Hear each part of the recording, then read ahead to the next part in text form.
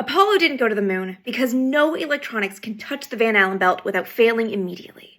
That's the argument, or something along those lines, that people leave on my Van Allen belt video almost every day. And that's not a thing, so let me help you out with this one. You can think of the Van Allen belts like two giant donuts made of radiation, basically charged particles from the sun and other space sources.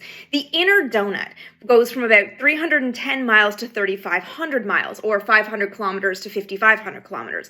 The outer donut goes from about 7,500 miles to 13,670 miles, or 12,000 to 22,000 kilometers. So they're pretty far out. So where do satellites fit into this landscape? Well, most satellites, about 55% of them, are in low Earth orbit. That's under 250 miles or 400 kilometers, well within the Van Allen belts.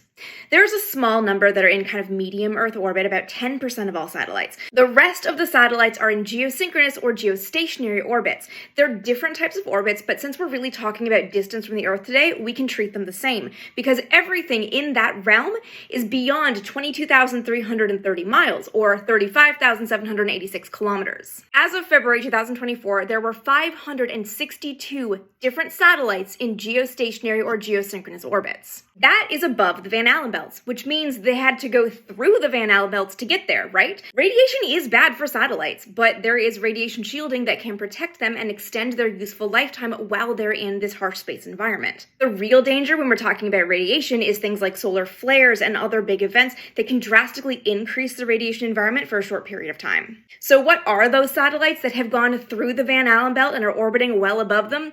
Military satellites, communication satellites. Yes, radiation is dangerous for satellites and electronic components, but radiation shielding can protect them.